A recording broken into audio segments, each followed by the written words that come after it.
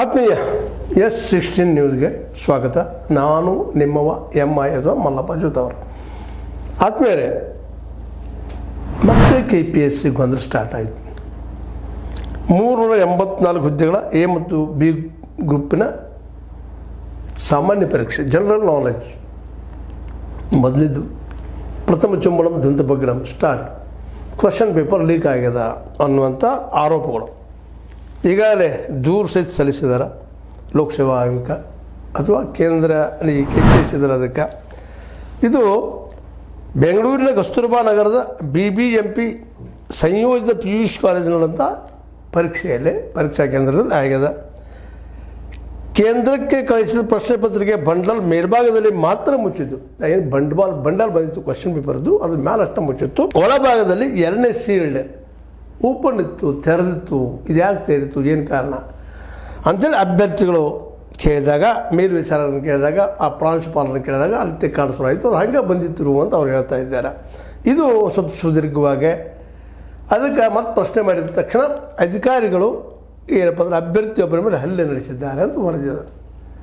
ಈ ಪ್ರಶ್ನೆ ಕೇಳಿದಂಥ ಒಬ್ಬ ಅಭ್ಯರ್ಥಿ ಮೇಲೆ ಅಧಿಕಾರಿ ಹಲ್ಲೆ ನಡೆಸಿದ್ದಾರೆ, ಬೆದರಿಸಲಿಕ್ಕೆ ಹೋಗಿದ್ದಾರೆ ಅನ್ನುವಂಥ ಮಾತು ಕೇಳಿಬರ್ತದೆ. ಇದು ಪರೀಕ್ಷಾ ಸಿಬ್ಬಂದಿ ಮತ್ತು ಅಭ್ಯರ್ಥಿಗಳ ಮಧ್ಯೆ ಜಟಾಪಟಿಗೆ ದಾರಿ ಮಾಡಿಕೊಟ್ಟಿತ್ತು ಅಂತ. ಇದೇನು ಶುರು ಆಯಿತು, ಅದು ಜಟಾಪಟಿ ಸ್ಟಾರ್ಟ್ ಆಯಿತು. ಅದು ಲೀಕ್ ಆಗ್ಯದ ಅಂತ ಇಲ್ಲ ಹಾಗೆ ಬಂದಿದೆ ಅಂತ ಅವರು ಒಟ್ಟಾರೆ ಹೇಗೆ ಇದು ಎಲ್ಲ ಚಿತ್ರೀಕರಣ ಆಗಿದೆ. ಇದರದ್ದೆಲ್ಲ ಮೊಬೈಲ್ ಒಯ್ಯಿ ಕೂಡೋದು ಎಕ್ಸಾಮ್ ಹಾಲ್ದೆಲ್ಲ ಇದ್ದಾಗ ಮೊಬೈಲ್ ಒಳಗೆ ಹೋಗಿದೆ ಅಂದರೆ ಇದು ಎಲ್ಲೇ ಏನೂ ಅಲ್ಲೆಲ್ಲ ಒಂದು ಅನೈತಿಕ ವ್ಯವಹಾರಕ್ಕೆ ದಾರಿ ಮಾಡಿಕೊಡುವಂಥ, ಕಾಫಿಗೆ ದಾರಿ ಮಾಡಿಕೊಡುವಂಥ ಒಂದು ವ್ಯವಸ್ಥೆ ಆಯಿತಾ ಅನ್ನುವಂಥ ಪ್ರಶ್ನೆ ಹುಟ್ಟಾಗ್ಯದ. ಈ ಕುರಿತು ಸಮಗ್ರ ತನಿಖೆ ನಡೆಸಬೇಕು, ತಪ್ಪಿತಸ್ಥರ ವಿರುದ್ಧ ಕ್ರಮ ಕೈಗೊಳ್ಳಬೇಕಂತೇಳಿ ಅಭ್ಯರ್ಥಿಗಳು ಶುರು ಮಾಡಿದ್ದಾರೆ. ಏನಿದು ಯಾವ್ಯಾವ ರೂಪ ಪಡಿತದನೋ, ಹೆಂಗೆ ಹೋಗ್ತದನೋ, ಯಾಕೆಂದರೆ ಇವು ಯಾವ ಆಗಬಾರ್ದ್ರಿ ಇಲ್ಲ. ಅದಕ್ಕಾಗಿ ಕಟ್ಟುನಿಟ್ಟಿನಿಂದ ಎಕ್ಸಾಮ್ ಮಾಡಿಸ್ತಾ ಇರ್ತಾರೆ. ಇವೆಲ್ಲ ಅದು ಈಗ ಒಳಗೆ ಮೊಬೈಲ್ ಅದ, ಕ್ವಶನ್ ಪೇಪರ್ ಬಂಡಲ್ಲ, ಕೆಳಗಿಂದ ಹರದ, ಶೀಲ್ಡ್ ಇಲ್ಲ, ಶೀಲ್ ಹಾಕಿಲ್ಲ, ಅದಕ್ಕೆ ಓಪನ್ ಅದ, ಇವೆಲ್ಲ ಆರೋಪ ಮಾಡ್ತಾರೆ. ಇದರಿಂದ ಏನಾಗಿದೆ ಬಂದು ಕ್ವಶನ್ ಪೇಪರ್ ಲೀಕ್ ಆಗ್ಯದ, ಮೊದಲ ಔಟ್ ಆಗ್ಯದ. ಯಾವೊಂದು ಆರೋಪ ಬೇಗಾಡಾಗಿತ್ತು ಪೇಪರ್ ಲೀಕದ ಬಗ್ಗೆ, ಈ ಪೇಪರ್ ಲೀಕ್ ಆಗಿದ್ರಬೇಕು ಮತ್ತೆ ಶುರುವಾಗಿಬಿಡ್ತದೆ. ಯಾಕಂದರೆ ಇದು ಎಕ್ಸಾಮ್ ನಡೀದ್ರಲ್ಲಿ ಫಿಲಿಮ್ಸ್ ನಡಿಬಂದೂ ಗದ್ದಾಯಿತು, ಒಂಬಿಟ್ಟು ಎರಡನೇ ಸಲ ಆಯಿತು, ಎರಡನೇದ್ರಲ್ಲೂ ಗದ್ದಾಯಿತು. ಈಗ ಮೇನ್ಸ್ ನಡೀತಾ ಇದೆ, ಮುಖ್ಯ ಪರೀಕ್ಷೆ ನಡೀತಾ ಇದೆ. ಮೊದಲನೇ ಪತ್ರಿಕೆ ಜನರಲ್ ನಾಲೆಜ್ದಲ್ಲ ಈ ಗದ್ದಲ. ಈ ಗದ್ದಲ ನಡೆದ ಮೇಲೆ ಇನ್ನು KPSC ತಿಕ್ಕಾಟ ಸ್ಟಾರ್ಟ್. ಇದನ್ನು ನಾವು ಮೊದಲಿಂದ ಹೇಳ್ಬೋದು ಬಂದದ್ದು. ಈ ಅಭ್ಯರ್ಥಿಗಳಿಗೆ ನೆಮ್ಮದಿಯೇ ಕೊಡುವ ಪರೀಕ್ಷೆ ಯಾವಾಗ ಆಗ್ತದೆ KPSC ಅಂತ ಯಾರಿಗೂ ತಕರಾರು ಬರಬಾರ್ದು.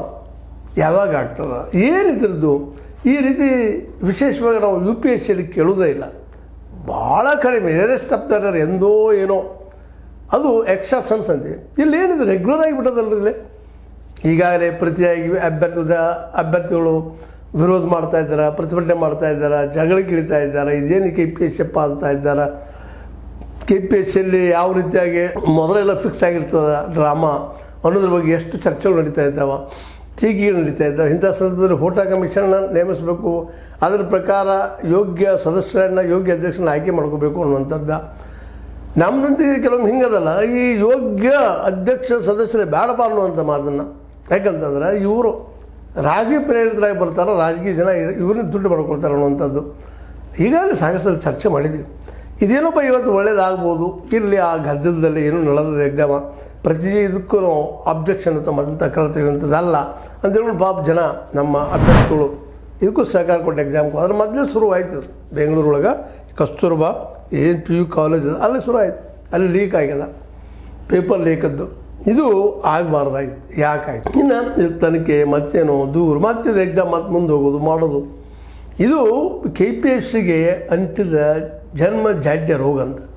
ಇದನ್ನು ಬಿಡಿಸೋದು ನಮ್ಮ ಮೋಸ್ಟ್ಲಿ ಈ ಆಡಳಿತಶಾಹಿಗಳಿಗೆ ಸಾಧ್ಯ ಇಲ್ಲ, ಮತ್ತು ನಮ್ಮ ರಾಜಕೀಯ ಇಚ್ಛಾಶಕ್ತಿ ಇಲ್ಲ ಅಂತ ಅನ್ನುವಂಥ ಮನಸ್ಥಿತಿ ಬರಬೇಕಾಗಿದೆ. ಅಡ್ಡಿಲ್ಲ, ಸಿದ್ದರಾಮಯ್ಯರು ಏನೋ ಒಂದು ಸ್ವಲ್ಪ ಹೋಟಾ ಕಮಿಷನ್ ಒಂದಿಷ್ಟು ಮಾತುಗಳನ್ನ ತೊಗೊಂಡು ಯೋಗ್ಯ ಅಧ್ಯಕ್ಷರನ್ನು, ಯೋಗ್ಯ ನಮ್ಮ ಸದಸ್ಯರನ್ನ ಆಯ್ಕೆ ಮಾಡ್ಕೋಬೇಕಂತ ಏನೋ ಪ್ರಯತ್ನ ಮಾಡ್ತಾ ಇದ್ದಾರೆ. ಆ ದಿಶೆಯಲ್ಲೇ ಹೋಟಾ ಕಮಿಷನ್ ಸಜೆಷನ್ ಪ್ರಕಾರನ ಒಂದು ಆಯ್ಕೆ ಮಾಡೋಂಥ ಪ್ರಕ್ರಿಯೆಯನ್ನು ಶುರು ಮಾಡಿದ್ದಾರೆ. ಆದರೂ ಸಹಿತ ಈ ಎಕ್ಸಾಮ್ದಲ್ಲೇ ಫಸ್ಟ್ ಎಕ್ಸಾಮ್ದಲ್ಲಿ ಇದು ಶುರುವಾಗಿದೆ ಜನರಲ್ ನಾಲೆಜ್ದೆಲ್ಲ. ಹೀಗಾಗಿ ಮುಂದಿನ ಎಕ್ಸಾಮ್ಗಳು ಹೇಗಪ್ಪ ಅನ್ನುವಂಥದ್ದು. ಇನ್ನೂ 4 ಜನರಲ್ ನಾಲೆಜ್ ಪೇಪರ್ಗಳು ಇದ್ದಾವೆ. ಆ ಮುಗಿಯುವವರೆಗೆ ಏನೇನು ಆಗ್ಬೋದು. ಯಾಕೆಂದರೆ KPSC ನಿಮ್ಗೆ ಗೊತ್ತದ, ಈ ಕ್ಲಾಸ್ 1 ಕ್ಲಾಸ್ 2 ಅಥವಾ ಗ್ರೂಪ್ 1 ಗ್ರೂಪ್ 2 ಅಥವಾ AB ಇವು ಈ ರಾಜ್ಯದ ಅತ್ಯಂತ ಪ್ರತಿಭಾವಂತ ಜನ ಇದರ ಸೆಲೆಕ್ಷನ್ ಆಗಬೇಕು ಮತ್ತು ಒಳ್ಳೆಯ ಆಡಳಿತ ಕೊಡುವಂಥ ಜನ ಬರಬೇಕು ಅನ್ನೋದು ದೊಡ್ಡ ಆಸೆ ಎಲ್ಲರಿಗೂ. ಮತ್ತು ಎಲ್ಲರೂ ಭಾಳಷ್ಟು ಮಕ್ಕಳು ಈ ದಿಶೆಯಲ್ಲೇ ಹಗಲು ರಾತ್ರಿ ಅನ್ನೋದು ಅಭ್ಯಾಸ ಮಾಡಿರ್ತಾರೆ, ಅದರಲ್ಲಿ ಎರಡು ಮಾತೇ ಇಲ್ಲ. ಹೀಗಾಗಿ ಯೋಗ್ಯರಿದ್ರಲ್ಲಿ ಆಯ್ಕೆ ಆಗಬೇಕು ಅನ್ನೋದು ಸಹಜವಾಗಿ ಯಾರಾದರೂ ಬಯಕೆ. ಆದರೆ ಈಗ ನಡೆದದ್ದು ನೋಡಿದ್ರೆ ಯೋಗ್ಯರಿಗೆ ಅವಕಾಶ ಸಿಗ್ತದನ ಅನ್ನುವಂಥ ಒಂದು ದೊಡ್ಡ ಪ್ರಶ್ನೆ ಶುರು ಆಗಿಬಿಡ್ತದೆ. ಹೇಗಾದ್ರೆ ಪೇಪರ್ ಲೀಕ್ ಅಥವಾ ಕ್ವಶನ್ ಪೇಪರ್ ಲೀಕ್ ಅಂತ ಇದರ ಅರ್ಥ ಏನಪ್ಪ ಅಂದ್ರೆ ಅದು ಪವಿತ್ರ ಹೋಗಿಬಿಡ್ತು. ಮಾನಸಿಕವಾಗಿ ಎಷ್ಟು ಅಭ್ಯಾಸಕ್ಕೆ ನಿಂತಿದ್ರು ಸಹಿತ ಓದಿದ್ರು ಸಹ ಭಯ ಶುರು ಆಗಿಬಿಡ್ತದೆ. ಮಾನಸಿಕ ಭಯ ಅನ್ನೋದು ಭಾಳ ಕೆಟ್ಟದ್ದಿರೋದು. ಮತ್ತು ಭಯದ ಜೊತೆಗೆ ಇದೇನಪ್ಪ ವ್ಯವಸ್ಥೆ ಅನ್ನೋ ಜಿಗುಪ್ಸೆ. ಯಾಕಂದ್ರೆ ಈ ವ್ಯವಸ್ಥೆಯಿಂದ ಯೋಗ್ಯರನ್ನು ಆಯ್ಕೆ ಮಾಡ್ಕೊಳ್ಳೋದಕ್ಕಾಗಿ ನಾವು ಈ KPSC ಅನ್ನೋದು ವ್ಯವಸ್ಥೆ ಕಟ್ಕೊಂಡಿವಿ. ಇದನ್ನು ತಿದ್ದಬೇಕು ಅಂತ ಹೋಟಾ ಕಮಿಷನ್ ನೇಮಿಸಿದ್ದೀವಿ. ಅವ್ರೇನು ಸಲಹೆ ಕೊಟ್ಟರು, ಅದ್ರ ಬಗ್ಗೆ ನಡೀತಾ ಇದ್ದಾರೆ. ಆದರೂ ಇದು ನಡೆಯುವ ಸಂದರ್ಭದಲ್ಲ ಮತ್ತು ಇದಕ್ಕೆ ಯಾರು ಕಾರಣ, ಯಾಕೆ ಆಯಿತು, ಇದೆಲ್ಲ ಯಾಕೆ ಆಗ್ತಾಯಿದೆ, ನಿಲ್ಲಿಸೋಕ್ಕೆ ಸಾಧ್ಯ ಏನು ಅನ್ನುವಂಥ ಪ್ರಶ್ನೆಗಳು ಧುತ್ತತೆ ಎಲ್ಲರಿಗೂ ಬಂದು ನಿಲ್ಲುವಂಥದ್ದಾಗ್ಯದ. ಒಟ್ಟಾರೆಯಾಗಿ ಶಂಕೆ ಮಾತ್ರ ಔಟ್ ಆಗ್ಯದ. ಇಲ್ಲ, ಈ ಸಲದ ಕ್ವಶನ್ ಪೇಪರು ಲೀಕ್ ಆಗಿದೆ ಅನ್ನುವಂಥದ್ದು ಇದು ಸತ್ಯನಾಗಿದ್ದರೆ, ನಿಜನಾಗಿದ್ದರೆ ಇದು ಮತ್ತೊಂದು KPSC ದೊಡ್ಡ ಕಪ್ಪು ಚುಕ್ಕೆ ಅನ್ನೋಕ್ಕಿಂತ ಇದೊಂದು ದುರಂತ ಅಂತ ಹೇಳಬೇಕಾಗ್ತದೆ. ಏನು ಶಬ್ದನಿಲ್ಲ ಟೀಕೆ ಮಾಡೋದಕ್ಕೆ. ಯಾಕಂದರೆ ಮೇಲೆ ಇದ್ದಿದ್ದೇನೆ ಆರೋಪ ಆರೋಪ ಆರೋಪ, ಇದಕ್ಕೆ ಉತ್ತರ ಇಲ್ಲ, ಸಿಕ್ಕಿಲ್ಲ. ಮತ್ತು ನಮ್ಮ ನ್ಯಾಯಾಲಯಗಳಲ್ಲೂ ಸಹಿತ ಇದಕ್ಕೆ ಎಷ್ಟು ಮಟ್ಟಿಗೆ ಉತ್ತರಗಳು ಸಿಕ್ಕಿದಾವ, ನ್ಯಾಯ ಸಿಕ್ಕದ ಅನ್ನೋದು ಅದು ಅಲ್ಲಿಯ ನ್ಯಾಯಾಧಿಕರಣಕ್ಕೆ ಗೊತ್ತು, ಜನಕ್ಕೆ ಗೊತ್ತು, ಅದನ್ನು ಎದುರಿಸಿದಂಥ ಅಭ್ಯರ್ಥಿಗಳಿಗೆ ಗೊತ್ತು. ಏನೋ ಆಗಲಿ, ಈ ಪೇಪರ್ ಲೀಕ್ದಿಂದಾಗಿ ಪಾಪ ಹಾರ್ಡ್ ವರ್ಕ್ ಮಾಡಿದಂಥ ಮಕ್ಕಳಿಗೆ ಮಾತ್ರ ಅನ್ಯಾಯ ಆಗೋದು ಅಷ್ಟಲ್ಲ, ಅವರು ಭಾಳ ಬೆಂದು ಹೋಗ್ತಾರೆ. ಏನಪ್ಪ ನಾಳೆ ಅಂತೇಳಿ ಎಷ್ಟೋ ಜನ ಮಕ್ಕಳು ಇವತ್ತು ಕೆಲವೊಬ್ಬರು KPSC UPSC ತಮ್ಮ ಜೀವನವನ್ನು ಮುಡುಪಾಗಿಟ್ಟು ಹೋರಾಟ ಮಾಡಿದ ಮಕ್ಕಳು ಏಜ್ ಮುಗಿದ ಮೇಲೆ ಕೆಲವೊಮ್ಮೆ ಹುಚ್ಚರಾಗುವಂಥ ಪ್ರಸಂಗ, ಕೆಲವೊಮ್ಮೆ ನಿರಾಶೆಯಾಗಿ ಏನೋ ಆಗುವಂಥ ಪ್ರಸಂಗ ನಾವು ನೋಡಿದ್ದೀವಿ.